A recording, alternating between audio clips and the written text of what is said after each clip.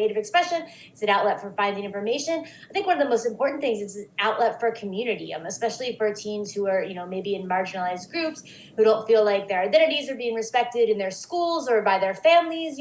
This is a place where people can actually feel like they belong, and to entirely cut teenagers off from that outlet, as some of these proposals would do, I think would make things, a lot worse for a lot of the mental health of children and teens. I can't help but know that there are parallels here between the effort to use concern over children to limit speech and the way that concerns over children have been used since the 1970s to, let's say, attack the gay rights movement.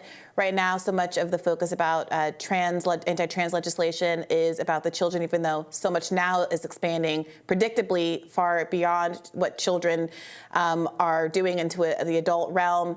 There are conversations happening that kind of exclude the role of parents as being able to make these decisions, intervene, decide whether or not their kids can have phones in the first place, et cetera. What do you make of these arguments that seem to ignore the extent to which there are parents ostensibly or caregivers in the home that should be playing a role here, as opposed to pivoting everything into this kind of rather authoritarian governmental sphere?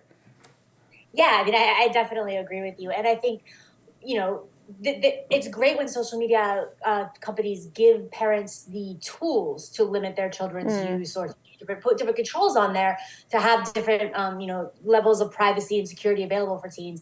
But when you ban it outright, or some of these things, like they create a duty of care so that social media companies could be sued if they make available any content that could harm children. And like you said, we see a lot of very expanded definitions of harm right now. So, some people think like, oh, anything that could harm children, of course, that's got to be, very serious, dangerous stuff. But we have legislators in some states trying to define anything related to LGBT people as harmful. We have, any information about contraception and abortion as harmful.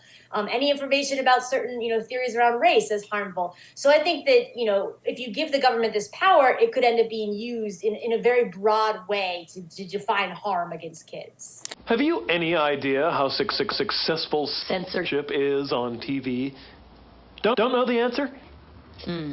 Successful, isn't it?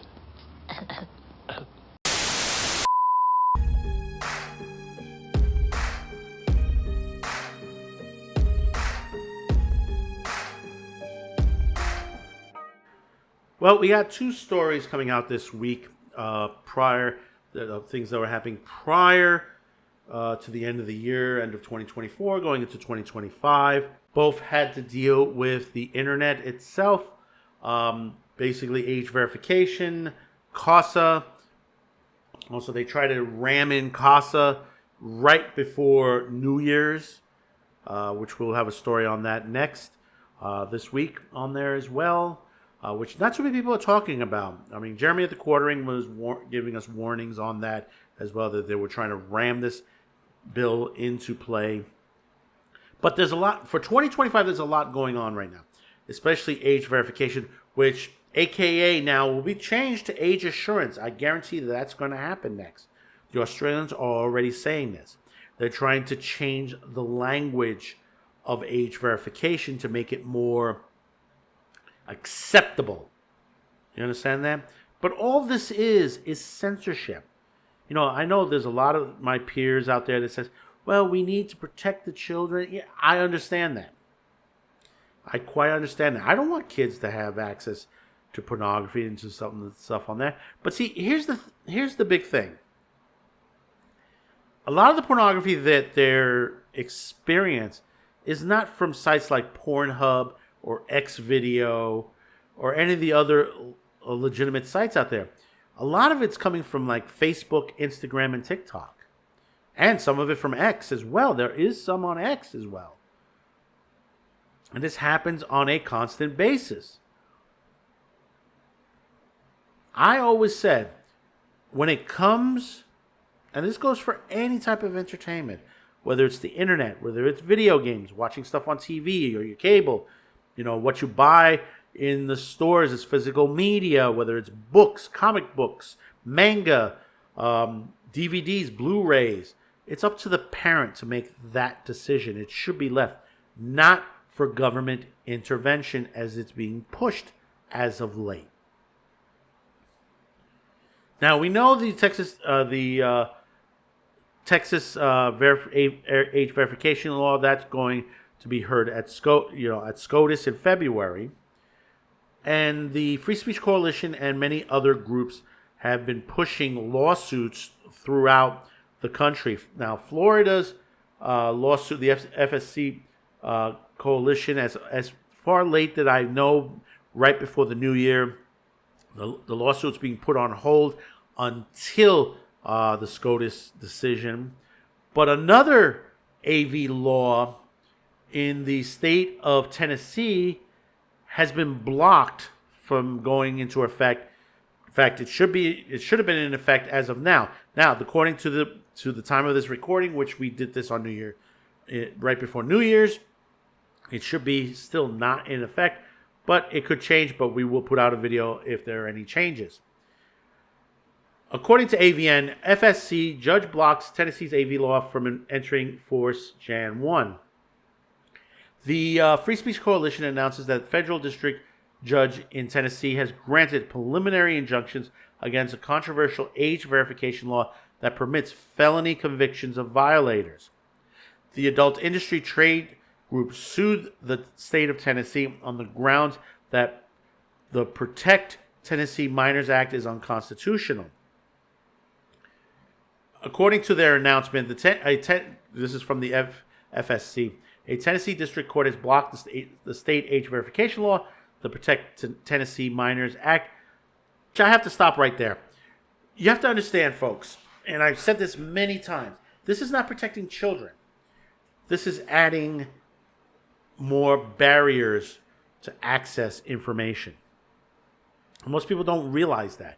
They say, oh, I'm all going to protect children, but that is just a red herring to you. But let's read on. Following a motion for the preliminary injunction by the Free Speech Coalition, FSC sued the Tennessee Attorney General in November, calling the criminal law unconstitutional, which it is.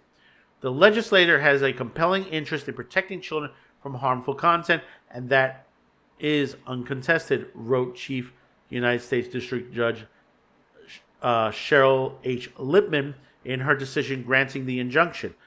But in its attempt to protect children, the state will unavoidably suppress a large amount of speech that adults have a First Amendment right to give and receive. The legislature's goal, however admirable, does not allow it to undermine an adult's freedom of speech. Neither the legislation nor the court can turn a blind eye to the Constitution. And this is correct. This is what I expect from SCOTUS. This is the decision that I kind of expect from SCOTUS, that basically you cannot turn the blind eye to the Constitution. You're trying to protect children in the guise that it will create a detriment to adults' freedom of speech. We applaud the court's decision, says Free Speech Coalition Executive Director Allison Bowden. This is a deeply flawed law that puts website operators at a risk of criminal prosecution for something as trivial as a mention of the human nipple. That's correct. She puts it at that point. This will not only block porn. Do you understand that? This will block, information, biology, art. This is what will happen. National Geographic, some of their issues that you can read online will be blocked as well and considered pornography. Yeah, that's correct. I cannot express enough gratitude to our legal team, especially Gil Serpline, who flew to Tennessee on the eve of the Christmas holiday to argue the case. These victories come with long hours and hard work and can only be achieved through the financial support of our members. Free Speech Coalition is challenging similar laws in Louisiana, Texas, Utah, Indiana, Montana, and Florida. The Texas case, Free Speech Coalition versus Paxson, will be heard by the United States Supreme Court, or actually they moved it up, on January 15th. Joining the Free Speech Coalition co-plaintiffs are co-creators Melrose Michaels, sex education platform of O School, Deep Technologies Inc., sexual wellness retailer Adam and Eve, an adult fan platform just for fans, JFF Publications, representing Free Speech Coalition and its co-plaintiffs in the case are Jeff Sandman of Webb Daniel Freelander LLP, D. Jill Sperling of the law offices of D. Gill Sperling, and Edward Behrman of the law offices of Edward Behrman. And this is what, this is what's going on. This is exactly what is going on with this. You have situations throughout the world. Remember this perspective. These age verification or age insurance laws are being pushed by the same groups of people throughout the world. Organizations like NOSC, aka Morality and Media, we have the Mormon Church, radical groups in the Catholic Church as well. We have radical groups, those from the United Kingdom, from Australia. We have one woman, she used to be an American and now she lives in Australia, and she's one of the ones that have been pushing these laws as well. Those outside the country, I have to put it to this perspective, is interference of our country. Yeah, that's right. They're trying to take away your First Amendment rights. Put that into perspective. A lot of people say, oh, no, they're just trying to put that, trying to protect the children and stuff like that. And I've said this 1,000 times. There's software out there, free. Some of it you can also pay for, that will allow you to block a lot of these sites if you want. Some of it's in your antivirus, where you can block particular websites. It's not that hard to do. All it takes is typing in the website and hitting the block button, and it will block. Kids are smart. They'll probably get around it. And that's the thing on it. But as I said before, they talk about pornography. Okay? They don't talk about Facebook. They don't talk about Instagram. They don't talk about TikTok. This is where most of the kids are seeing this. It's not Pornhub. It's not X videos. It's not XNXX. It's not Hustler. It's not Playboy. On occasion, they might come across it that way. Which that happens. But, you have to put to the point is, as a parent, you have to pay attention to what your child is doing. We have a lot of kids out there that are in single-parent homes. A lot. And that's an issue in itself. And then we have children that are being brainwashed in our schools. And the thing about it is, they ain't pushing anything to that situation to stop this. They're trying to push into kindergarten, grammar school, middle school, to the point that they're talking about transgender, they're talking about homosexuality, they're talking about sex. It doesn't belong there. I have nothing against homosexuality. That is plain simple. Transgender, that's their issue. If you want to dress like a man, you want to dress like a woman, that's your own issue. Don't push it upon anyone else. That's your own personal. And I'll tell you this straight out. Those in the transgender community, and I know a lot of them out there that basically will tell you this. I don't want anybody to know my business. It's the same thing with the gay community. Do you want to go out there and call you and say, hey, listen, I have sex with men, or I'm a woman, I have sex with women? Nobody does that. Unless basically you don't mind saying that. This is something that's not new. Many years ago, and I've played this video before, and I'm going to play a little bit segment again. The Arsenio Hall Show. If you ever heard of this situation on the Arsenio Hall Show, where a queer group, Queer Nation, I think they will call them, basically came and protest during live taping of the show. And they claimed that basically, Arsenio doesn't have any gay people on the show. Well, listen to what he said. And this was right straight on, and it's the truth. This is my show. You understand? It's my show. It's my show, man. You think I haven't had somebody on the show because they're gay? What's wrong with you, man? I'm black. I'm black, man. I'm black, man. I'm the biggest minority you know about. I don't want to hear that gay trash, man. I got gay friends I've had on the show. Because you don't know them or it ain't who you want on the show, you got a problem with it. If you want to book it, get yourself a show. Now sit down, so I can do the show. You've had your say and I've had mine. As he said, there are a lot of people out there that don't want to know people that they're gay.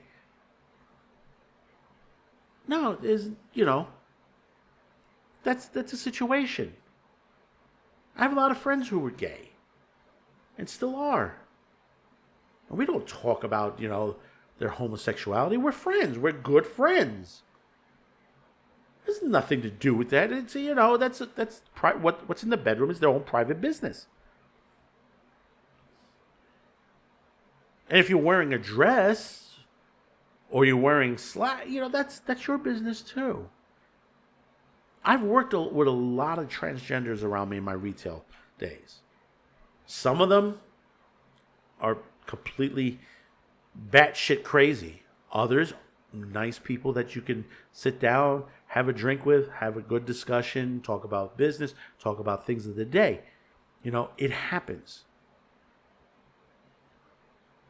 It's however you want to put this situation. But when it comes to children, that's a no-no. That you don't touch. You don't put books in and say, well, we're banning books, because, all these books on there. You're not banning the books. Those books are available out in your local bookstore or on Amazon or online. Nobody has banned them. Dr. Seuss has been banned. Yes, they have. They've pulled several books off the market. That's a ban. When you're not able to buy them. Out of print is something different. That's something different before anyone says that. But this is the same thing with age verification. You're trying to force people to identify themselves on the internet, on sites that basically you want to remain anonymous. Most people remain anonymous on these sites. This is for those who basically go to certain sites and that has adult material. Do you log into those sites? Do you log in, really? A lot of people that I know don't. And if they do, they have anonymous names, anonymous emails, because they don't want people to know their business. It's their business. There's still video stores, even here in New York, there's still video stores that deal with the adult category. And here's the other thought to that point. What do you consider adult? Yeah, really, what do you consider? And I'll tell you this, and this goes for the free sites, Tubi TV, Pluto, Roku, all these sites, that they do have some adult content. And I'm not talking pornography. I'm talking movies that have I'll give you an example on there. Red Shoe Diaries is one movie that's out there. That's from what they call the Skinamax days. You have others like Dress to Kill by Brian De Palma and also Body Double. The movie Body Heat, which is a fantastic movie, but it has very erotic scenes in it. There are movies with erotic scenes in it. Caligula. Some of these websites, the free ones, do play these movies. And even Netflix itself, Amazon, and many others. So do you put an age verification on there? Well, they say, well, you sign up, you have to use a credit card. Kids can have their own credit cards. There's no age verifying on that. And most of these social media sites doesn't allow kids under the age of 13 to be on their sites, even though, there are some 10-year-olds and stuff like that. Even in video games. Video games also. I tell you, back in the day, Call of Duty, Modern Warfare and all that, the language on some of these kids. I wonder, what are their parents like? See, and that's the thing you have to think of. There's a problem out there. Yeah, there is a problem out there. Single parent homes, or there are parents who let their kids do anything. And that happens. But that's up to the parent themselves. Unless it becomes very abusive to the situation. But, you look at it that you cannot blame these sites. They throw these lies out there. They're saying that they are conducting, like the cigarette companies did, that basically they're going after kids. I've worked in the adult industry. I've never seen anybody, and this is coming from the 1980s, the 1990s, I've never seen anyone try to influence children to watch pornography. Understand that. Yes, there are algorithms out there. Before you say yes, there are algorithms. But what are they typing in that could cause it? You could be doing a biology paperwork, a biology paper for your school. And you type in the parts of the body. You might come across every once in a while something about pornography. It happens because there's nudity. The algorithm might throw you in that direction. But there are also some websites that work with porn sites that give information about sexually transmitted diseases, like the Gay Cable Network back in my public access days. Public access days, we had a network on cable TV that they had their own show, and they were criticized for doing this. And this was during the height of the AIDS crisis. Yes, they talked about pornography. They talked about homosexuality and sex and all that. But they also were providing a health assistance out there to those, because basically a lot of people weren't being helped at the time because we didn't understand the disease. There was not enough people out there on there, because we had Fauci out there too at that time period. Think about that. And yes, just like every other entertainment subject matter, there's the good, the bad, and the ugly to it. And the same thing with pornography. Same thing with anime and manga, because they try to put those in the same category. Yes, there's hentai, which is more closer to pornography. Yes, that's a separate subject matter. But it's never in the same, for example, Crunchyroll doesn't put out hentai. They put out anime that has fan service, that has nudity, yes. But it's not the hentai. It may border on it, like Redo the Healer, High School DxD, magical, gushing magical schoolgirls. Those are borderline to the situation, but there are more of R-rated.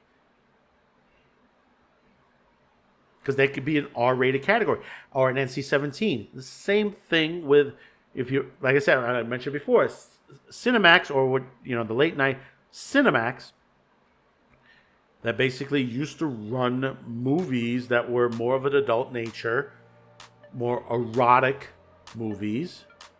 Didn't push penetration, but the sex value was pretty heavy. And that was on the late night. Remember, it used to be a time in broadcast television that adult stuff could not be shown till like after 8, 9, 10 o'clock at night. Remember that. Kids should be in bed. Young kids should be in bed by at least 8 p.m. Still to this day. Now we're in 2025. They should be going to bed early. They need their sleep. But I know there are parents out there, single parent homes, that the kids are up till 1 a.m. in the morning. That's not good. That's not good. But this is the parents' decision. But hopefully SCOTUS will rule in the favor of the Constitution. So we'll continue to monitor this. Don't forget to hit that like, share this video, also comment, let us know your thoughts about this. Very important on there, and hopefully today's the day I've earned your subscription. So until next time, thank you for tuning in. Happy New Year, happy 2025. We'll see you on the next video. Bye-bye now.